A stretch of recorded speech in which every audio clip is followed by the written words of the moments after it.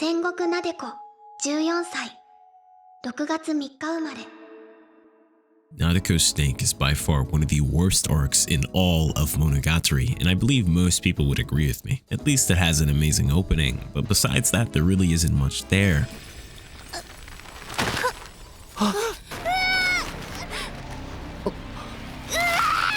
Yeah, nothing at all. This is disheartening for me since Sengoku is one of my favorite characters of all time, but even me, someone who loves her, felt like this arc, no side story, was weak and had an abrupt end. Thankfully, this somewhat useless arc is turned into a Chekhov's gun later and culminates into one of the best moments in this series. Finally, Nadeko has the spotlight in Nadeko Medusa, and finally we get to see more from her than just being cute. I could ramble on about this arc, but I'm more interested in its opening.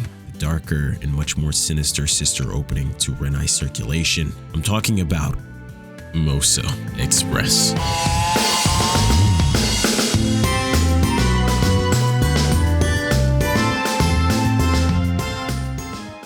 Mousou Express. The title of the song translates to Delusion Express, contrasting Renai Circulation, which is a love circuit. This delusion seems to have a destination this time and isn't aimless. An interesting thing to note is that this would usually be written with kanji, but it's almost entirely hiragana. This is the same for all the lyrics in the song too, which is pretty weird though. There really isn't an English equivalent I'm aware of. I'd like to think it looks like this. Writing an entire paragraph like this with no spaces, punctuations, or breaks, while you can read the entire thing, there are sometimes where it gets a little just a hint of the insanity that Sengoku Nadeko has been hiding.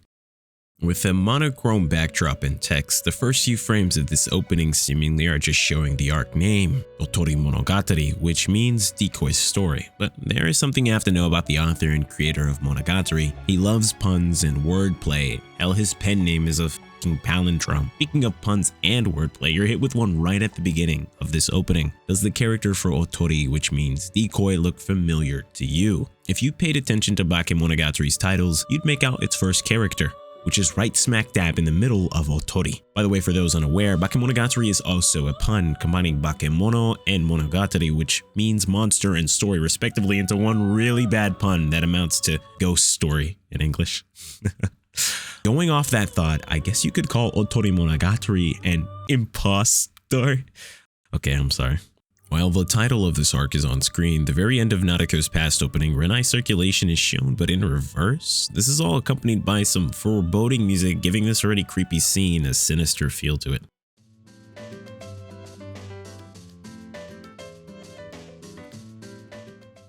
Right before the drop, Nadeko turns towards the camera and we get a negative shot of her staring daggers. I don't know if you remember the last line in that opening, so here's a refresher. Literally playing Renai in reverse with the happy colors present in the original nowhere to be found. This isn't about the unrequited love she was content with in her first arc. I'm feeling like this opening shot is an obvious teaser for what's to come in this arc, which, spoiler alert, starts with Nadeko making bat shish kebabs of Araragi and Shinobu. I know what you're thinking. How did this cute, unassuming girl go from this to this? Well, that's not the case, actually. She didn't really change at all. To start things off, Araragi, our main character, is not omnipresent, nor is he omniscient. Within Bakemonogatari, we were beholden to his point of view, his take on each situation and each person he met. Thankfully, as the series progresses, we are shown other characters' true nature. Some are as you'd expect, while others are so far removed from Araragi's perspective of them that they might as well be another person. This brings us to Otorimonogatari, Nadeko's personal arc. You'll come to realize during this arc, and especially in the anime version, is that despite it being from her point of view, paradoxically, we are still left in the shadow as to what she is actually thinking. She is an unreliable narrator and batshit insane. Take this flashback sequence where Nadeko is walking to school. Nadeko is about to be hit by Ogi on her bike, but luckily Ogi avoids her, but suffers a nasty crash. Nadeko, dazed and probably scared, takes a moment to collect herself, but then goes to check on the crashee. A pretty innocent scene. Surely nothing weird is going on, but sadly that's where you're wrong. Her inner monologue here is entirely omitted from the anime. In the light novel, while this bike is barreling towards her, she is thinking, I'm probably gonna be sent to the hospital with broken bones. It looks like it's gonna hurt, but I won't have to go to school for a while. Maybe Koyomi Oni-chan will come to visit me. Even while this girl is in danger, she's thinking about Araragi and if she'll be able to see him again sometime soon. After this, she has a short conversation with Ogi and comments on how long the conversation felt. Please remember this conversation, I'll bring it up later. We have more opening to discuss right now.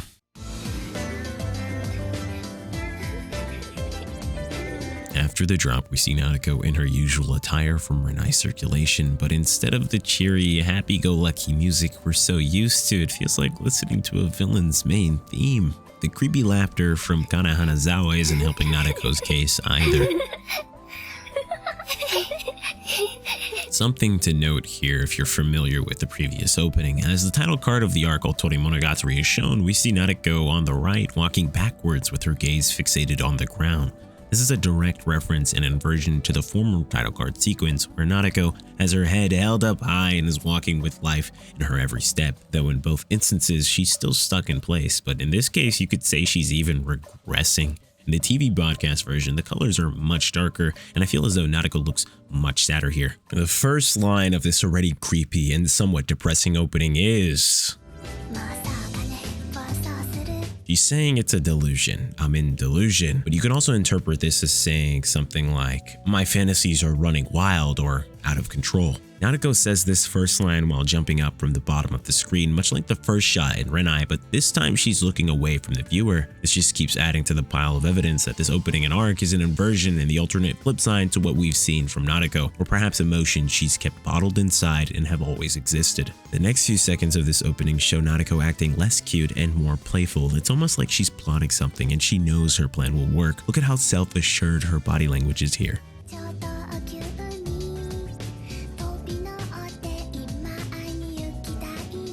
Hopping on the express line, I need to go see you now. Nadeko has never been this forward about her love. It's always been done in a very shy manner. While she can be forward about it, literally giving him alcohol to goad him into doing something, she's never been the one to initiate, which leads me to believe that this opening might not entirely be an inversion of its predecessor. What's happening with Nadeko is like an integer overflow. Something inside her must have broke, and now all these crazed thoughts and emotions are finally being set free, much like in episode 1 of Otorimonogatari, where Nadeko starts to see and hear snakes. Once again, she seems to be cursed, just like the summer prior, so just like last time, she calls her one and only savior, and after a short phone call discussing her problem with him, he suggests to wait until Shinobu wakes up. She's knowledgeable on these sorts of things and tells her to wait until 10 p.m. Her response to this,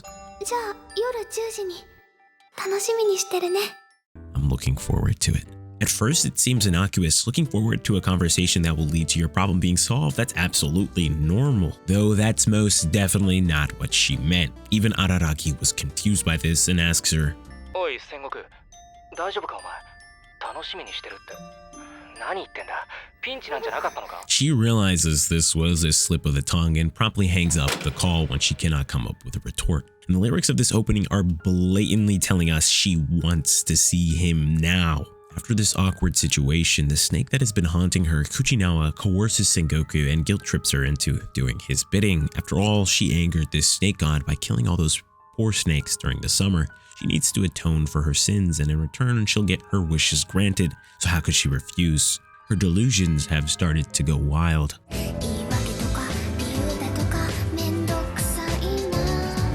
Excuses and reasons, those are troublesome, and I'm sure you've all heard before and know when and why it's used. It's looking like she's really giving up on being normal about this delusional, unrequited love she has towards Araragi. Speaking of, this character that's being written is from Koyomi, Araragi's name, which means calendar. I don't know if you've noticed, but most of all not arcs and Monogatari start with a date, and the one radical that Nadeko hasn't completed is the one for day.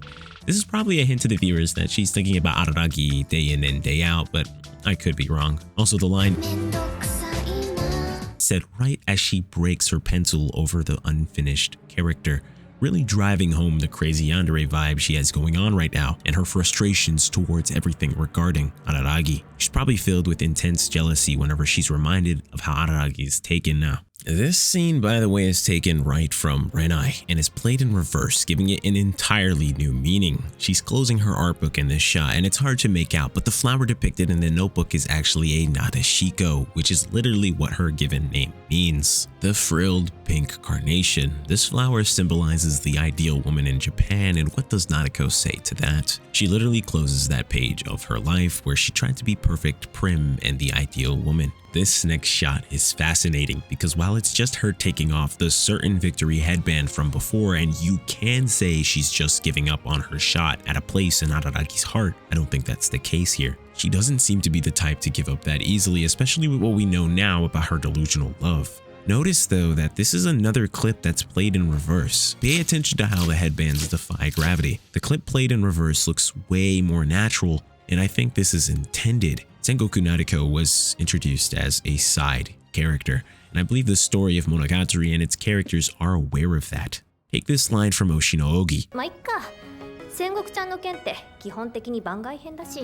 Her original arc in the first anime is only 2 episodes, and it's like Nisho purposely gave her the short end of the stick, like she was just there to pad time. Even during her other appearances before Otori, she's just relegated to a distraction for Araragi and a random side quest that doesn't need to be fulfilled for the main story to continue. I think what a lot of these reverse clips are trying to tell us is that Nadeko is rejecting her script that she was endlessly practicing in Renai and is going against her role in the story and is trying to steal the spotlight away from the main characters. Also, she can be besides Koyomi. Kuchinawa is also seemingly pushing this idea onto her. He needs her to find his talisman so that he can revive. With his harsh words and stinging tongue, he stokes the flames smoldering in Sengoku and goads her into acting out of character, like leaving her house after curfew to search for the talisman. Old Nadeko would never do this. Coincidentally, like fate would have it, she somehow runs into Araragi. It's destiny, so it can't be helped, you see. She seems to believe that she's just a passenger, someone things happen to, and she has no say in it at all. Though, she wasn't always like this. She saw how cruel people could be to those who stepped out of line, to those deemed different. So she hid away. She hid her entire persona behind a shy and cute exterior. She even hid her eyes away from the world behind her long bangs, and the eyes are said to be a window into your soul. This sentiment is echoed all throughout the opening, with us barely seeing Nadeko's eyes for most of it. But the worst part of it all is that she's begun to lie to herself and tell herself that this is who she really is. No, I'm getting ahead of myself. Putting all the blame on Nadeko would be nonsensical. I mean, everyone wants her to be like this, especially her parents who treat her like a dress-up doll, a prop in their lives. She can't help it, you see. Do you really think she became like this all on her own? As the music drops and Nadeko playfully runs off into the distance, the video gets really distorted. This scene at first just seems like fluff, but I feel like it's a visual representation of the exact moment her mind broke. She began her quest to fulfill her insane delusion of being with Araragi, regardless of if it was possible. Despite what I've said about her hating this role she's been forced into, a part of her wants this. She wants to be seen as cute. She wants to be cared for. She wants to be worried about. She even wants her love to never come true. The common point among all these things is comfort. She can weasel her way out of most situations like this. She knows her strong points and plays into them. And up until now, it's worked. Turn your head down, hide your face, look the other way, tell them you love someone else. They'll stop bothering me when I do this. Look cute, be oblivious, act friendly. I get what I want when I do this. So when everyone started to tell her the truth, started to attack her shallowness, started to besiege her wall of cuteness and comfort, and especially when Ski figuratively and literally cut the veil Nadeko was hiding behind, she snapped.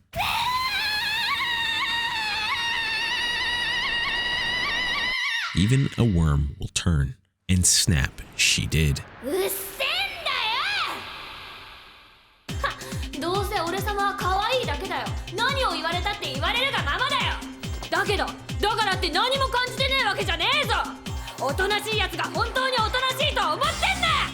These lines perfectly sum up what Nadeko has been trying to run away from this entire time. That the person she truly is isn't what she presents herself as, and this disconnect has been tearing her up inside. A really familiar sequence is happening on screen with Nadeko and Araragi walking in opposite directions. In Renai, he seemed like a figment of Nadeko's imagination, like the ideal Araragi that she had in her mind, but this time, Araragi seems a bit more human than his last appearance. In the TV broadcast version, all doubt about this is blown away and Araragi has a very normal color scheme. The lyrics for this scene go,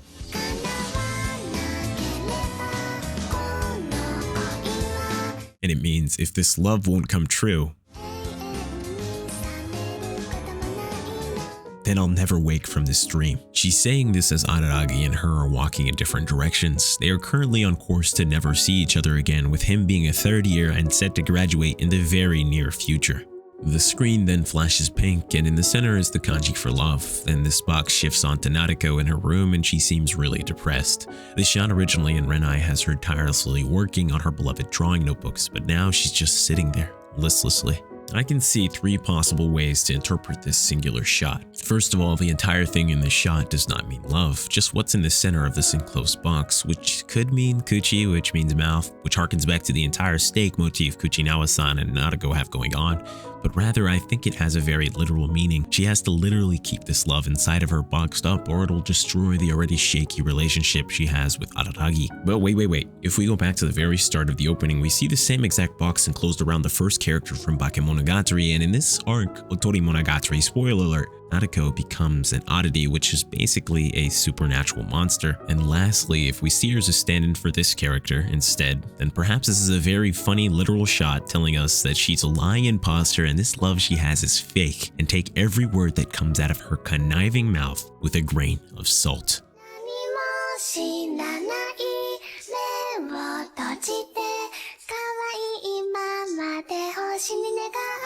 I changed the last bit, I wanted it to rhyme. Anyways, I don't know if it's obvious, but she's doing a classic denial maneuver. These lines are a confession that she's aware of her actions and knows the trouble they bring to her life, but it's a good and relaxing, comfortable lie to live. To be cute, to be dotted upon, to be cared for. Nadeko paints herself as a victim of circumstance, but you can't always be the victim. 人はいつまでも被害者でいられるわけじゃないからね、戦国ちゃん。被害者でいる時と加害者でいる時があるだけだ。それとも君は今でもまだ被害者のつもりなのかな?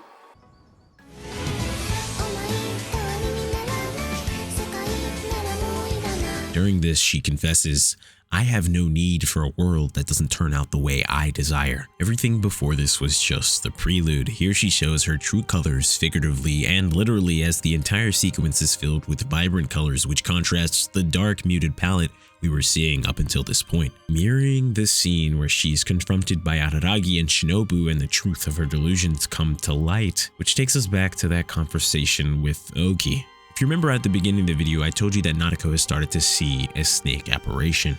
For those unaware, that was a lie. Nearly the entire time in Otorimonogatari, Kuchinawa wasn't there at all, and her search for his body, the talisman, was all a lie. It all started around the time she found out that Araragi and Senjugahara were going out. She saw this and began to pray to the forgotten snake god at the shrine she was very familiar with. That was useless, though it would work if she brought the body, the talisman Araragi had, back to the shrine. So she lied to herself, deluded herself into believing that Kuchinawa was forcing her to do these things, and that she wasn't trying to ruin Araragi's relationship out of spite and envy. But actions speak louder than lies. We then see Nadeko reach out towards the screen with the lyrics. She only wants one thing. Everything, everything, everything. At first, I thought it meant attention. Her finally going out and saying it outright. She wants to monopolize Araragi, keep him to herself. I mean, we literally see her physically pulling Araragi towards herself, which is insane, by the way. But then I really took a step back, took her words at face value. Everything. I think she literally wants everything. She wants an easy life. She wants to succeed. She wants to have her unrequited love forever. She wants to have her cake and eat it too. Despite her greediness, this is a positive development for her character, but it came at a cost. Here, the lyrics repeat with some slight differences, and the visuals, while she is saying, are fairly reminiscent of Renai's film strip sequence, though this time instead of being a representation of her endless feelings and the clichéness of her role in this story, this time I think it's Nadeko telling the viewers, and especially Araragi, that she wants her to be his entire world, to only have her on his mind, much like how she was in Renai towards him. Following this, we are shown Nadeko loafing around almost like she's depressed. These shots come at the very end of the opening, which is pretty funny because at the beginning of Renai, she's doing something really similar. Then at a moment's notice, she gets a wellspring of energy and shoots up almost like she's had an epiphany. This entire sequence is probably a reference to her conversation to Kuchinawa in her room, where she was actually concocting her genius plan to get the snake talisman from Araragi. While this is happening, a distorted melody is playing over the usual instruments. I don't know if you can hear it, but it's actually a motif of Renai Circulation.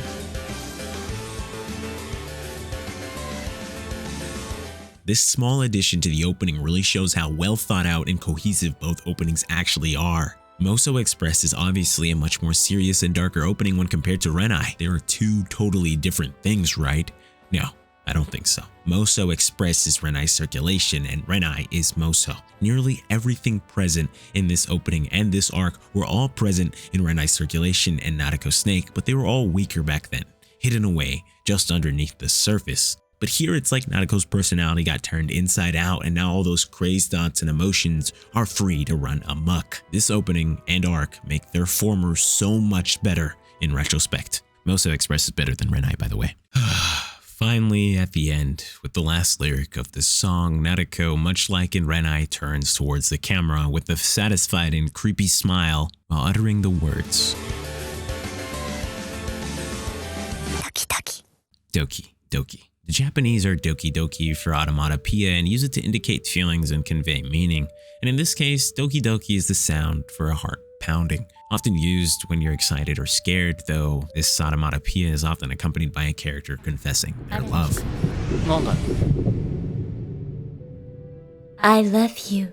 So here I think she's finally letting the snake out of the bag, telling Araragi and the world she loves him. But at this point, does that even matter? Monogatari is a story that uses apparitions and oddities to convey topics no one wants to grapple with.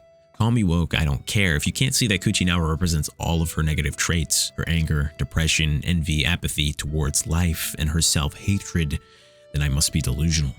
As you've seen, her delusions culminate in her becoming an immortal snake god. She'd rather live as a monster and throw away her humanity than to live a single second longer as herself. Though I don't blame her. Being rejected hurts, romantic or otherwise, and knowing you can't have something you want is frustrating, especially when you've built your entire life around it. In her case, she responds in a childish manner. She screams, she sulks, she lashes out, she seizes power by becoming a god and goes from the rejected to the rejecter. With her plan to kill Araragi, and again, you can't have your cake and eat it too. It's pretty obvious in retrospect after analyzing this opening and her character. I don't know why I didn't see it sooner. At the time where she's supposed to be entering adulthood and casting away her old self, Nadeko is still childish.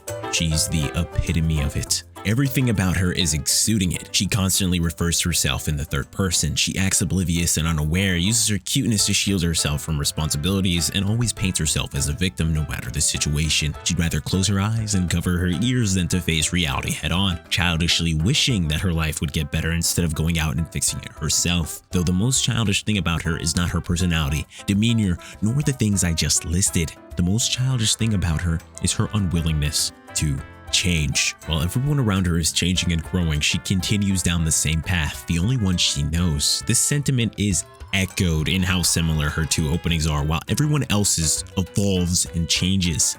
She's been labeled as cute and timid, and instead of having an honest discussion with herself and asking the question, is this who I am, she stays complicit in her own undoing. She doesn't challenge any of these notions. She doesn't stand up for herself, and it's all because she's afraid of what's to come after it. She's afraid of living a life where she can't have her comfortable, unrequited love. She's afraid of growing up and living her own life. She's afraid to chase her dreams.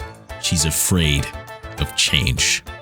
Okay, I could go on and explain why Nadeko is like this and what happens to her, but this video is just about Mousou Express and Otorimonogatari, so delving any deeper into Nadeko's character would end up spoiling 2 entire arcs, so I'll do what they did in Otorimonogatari. Next opening analysis, coming soon.